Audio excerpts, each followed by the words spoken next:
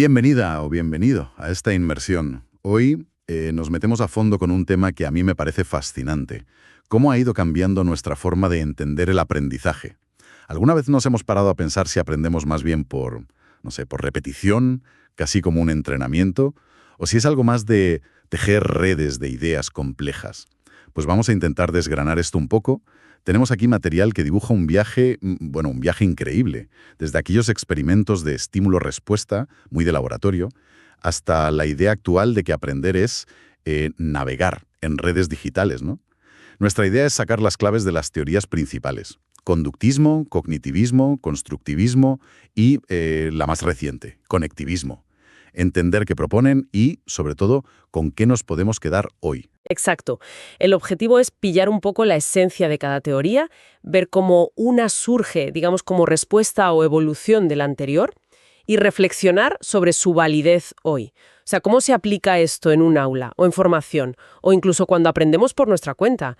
Veremos cómo se pasó de ignorar la mente, porque no se podía medir bien, a ponerla en el centro. Y de ahí a ver el conocimiento como algo, bueno, más conectado, distribuido, más allá de una sola persona. Pues arranquemos por el principio, ¿te parece? Principios del siglo XX. Hay que imaginarse esa época, la psicología queriendo ser ciencia pura, objetiva. Y ahí nace el conductismo. Watson, Pavlov y sus perros, Skinner con las cajas, nos suenan a todos, ¿verdad? La idea central, según vemos aquí, era simple. El aprendizaje es un cambio de conducta observable, medible. Lo que pasara en la cabeza, pues eso era una caja negra, irrelevante para la ciencia de entonces. Sí, y es curioso porque, a pesar de esa visión tan limitada, tuvo un impacto tremendo. Y funcionaba para ciertas cosas, eso es innegable. Su simplicidad era parte del gancho. Iba muy bien para mecanizar cosas, para memorizar datos puros, el ejemplo típico, las tablas de multiplicar, o para crear hábitos, habilidades muy básicas, con repetición, refuerzos, premios y castigos, vamos. Piensa en cómo se entrena un animal o incluso las primeras fases para aprender a tocar un instrumento o un deporte. Hay una parte ahí de pura repetición. Claro. Pero entonces, si funcionaba para algunas cosas, ¿dónde estaba el fallo? ¿Por qué no nos quedamos ahí? Porque intuitivamente uno siente que aprender es más que eso, ¿no? Justo ahí. Esa es la gran crítica y es bastante fuerte. La metáfora de la caja negra. Al centrarse solo en lo que se ve, estímulo y respuesta, dejaba fuera todos los procesos mentales. ¿Qué pasa con pensar, con entender de verdad, con resolver problemas nuevos, con la creatividad? Y la motivación, las emociones, todo eso influye muchísimo en cómo aprendemos, pues todo eso quedaba fuera.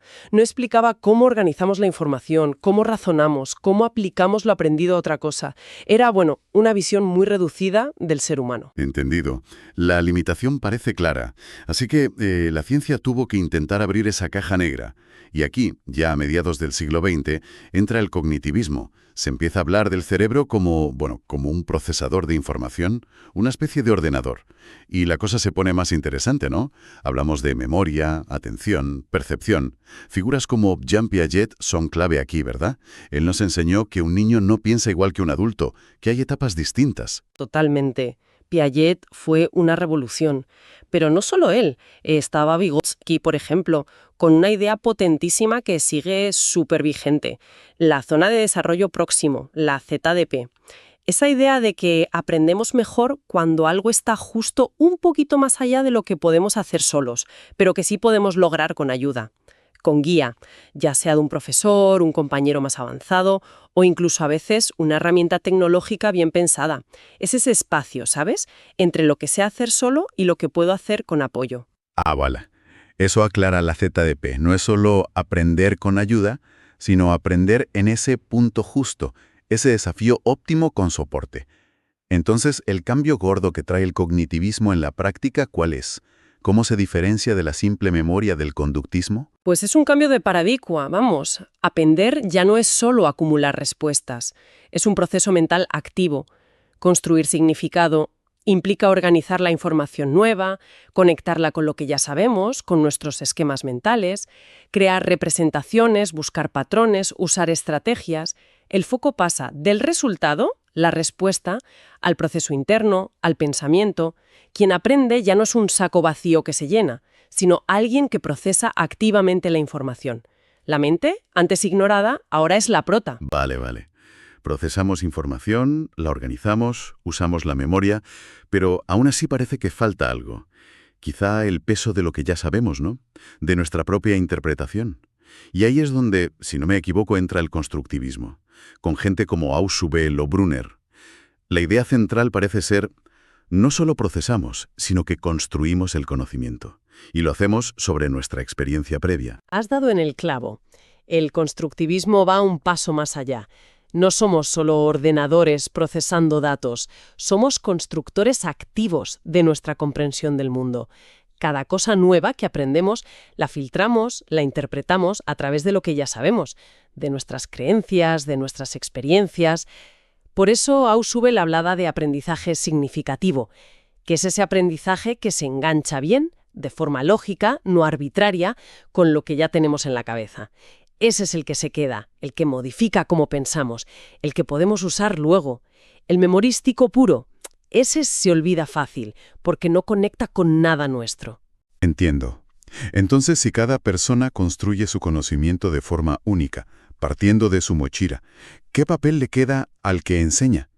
Ya no puede ser el que simplemente eche información, no, porque las cabezas no están vacías y la información se transforma al entrar. Exacto, el rol cambia por completo. Quien enseña pasa a ser más un facilitador, una guía, un mediador. Su trabajo es más crear entornos de aprendizaje que estimulen, plantear buenas preguntas, proponer problemas interesantes y, sobre todo, ayudar a hacer esas conexiones entre lo nuevo y lo viejo. Y aquí entra un concepto que, aunque viene de Vygotsky, se usa mucho en constructivismo, el andamiaje.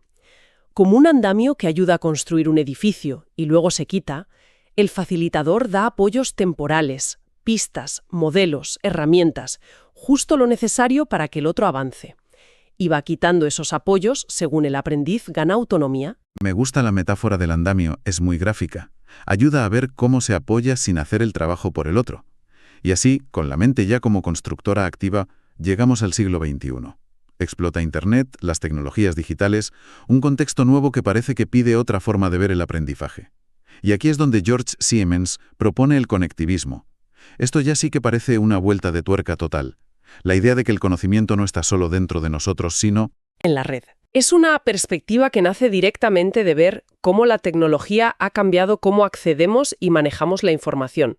Siemens dice básicamente que en la era digital el conocimiento está distribuido. Está en redes de personas, de contenidos, de bases de datos. Ya no es algo que tengamos que poseer individualmente todo el tiempo. Es algo a lo que podemos acceder y con lo que interactuamos a través de conexiones.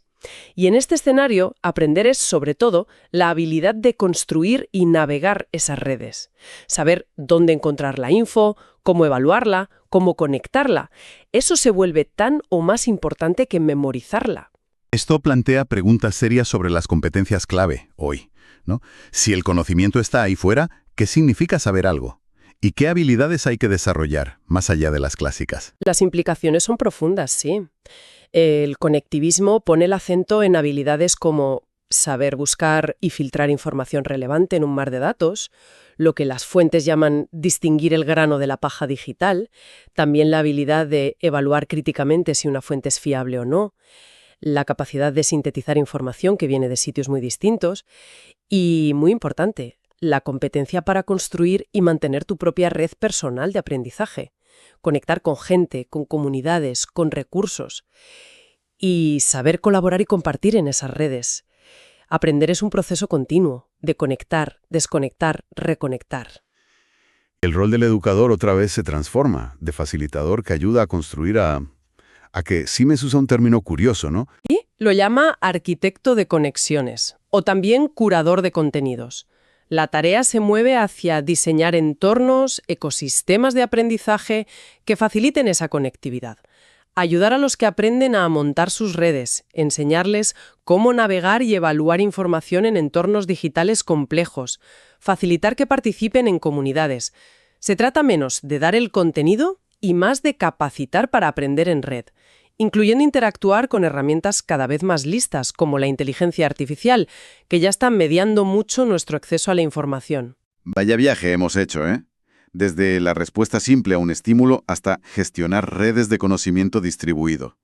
Hemos pasado de ver la mente como una caja negra a un ordenador, luego a una obra en construcción, y ahora casi como un nodo en una red mundial.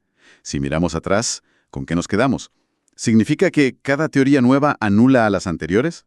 Yo no lo veo así. Creo que más bien cada teoría nos da una lente distinta para mirar algo tan complejo como el aprendizaje. Y cada una puede ser útil según para qué y para quién. No es como la moda, que lo nuevo entierra lo viejo. Es más como una caja de herramientas que se va haciendo más grande. Interesante esa idea de la caja de herramientas.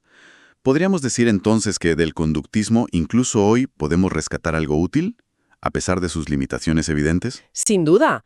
La importancia de la práctica, de la repetición espaciada para consolidar habilidades básicas o memorizar datos clave, la necesidad de feedback claro e inmediato, son principios conductistas que siguen valiendo para cierto tipo de aprendizaje muy concreto. Piensa en aprender a teclear rápido, las propias tablas de multiplicar o incluso en programas para cambiar hábitos. Ahí funciona. ¿Y del cognitivismo? ¿Qué sigue siendo fundamental hoy día? Se sabe antes de meter conceptos nuevos. Enseñar estrategias para aprender a aprender.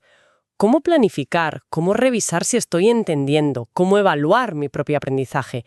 Eso es metacognición. Y gestionar la carga cognitiva, no intentar meter demasiada información de golpe. Todo eso viene del cognitivismo y es básico para enseñar bien.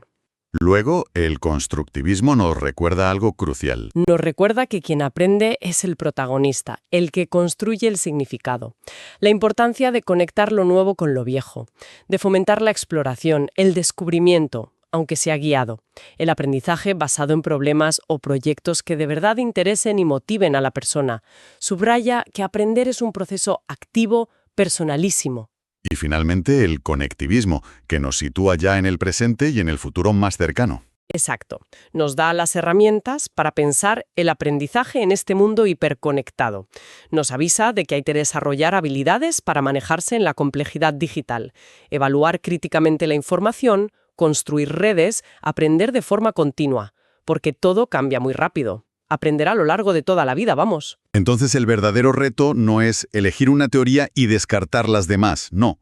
No se trata de ser conductista o constructivista puro. Justo eso. El desafío real, tanto para los que enseñan como para cualquiera que quiera seguir aprendiendo bien, es entender todas estas perspectivas de forma integrada. Se trata de saber combinar, usar principios conductistas para automatizar algo básico, aplicar estrategias cognitivistas para explicar algo complejo, fomentar la construcción activa con proyectos y a la vez enseñar a navegar y colaborar en redes. La clave es la sabiduría práctica, saber elegir la herramienta adecuada para cada tarea, para cada persona y para cada contexto. No hay una receta única. Pues esta exploración nos deja una imagen bastante más rica, con más matices de lo que es aprender. Hemos visto que cómo lo entendemos ha evolucionado un montón, y esa evolución refleja cambios en la ciencia, en la tecnología, en la sociedad. Desde la respuesta condicionada más básica hasta el baile complejo de conexiones en red, cada mirada nos ha enseñado algo importante de este proceso tan humano. Y quizá para seguir pensando después de esta charla, podríamos dejar una pregunta en el aire. Una que surge de esta última etapa del viaje. Si aceptamos que cada vez más conocimiento está fuera de nosotros, en redes complejas, y que tecnologías como la IA empiezan a mediar de formas muy potentes cómo accedemos a él, ¿cómo va a cambiar nuestra idea misma de conectar para aprender? ¿Qué habilidades nuevas, quizá más profundas, que solo navegar o filtrar, van a ser cruciales en el futuro? Habilidades para construir un saber que no solo sea accesible, sino que sea de verdad significativo, crítico y útil en un mundo que no para de cambiar. Ahí lo dejo.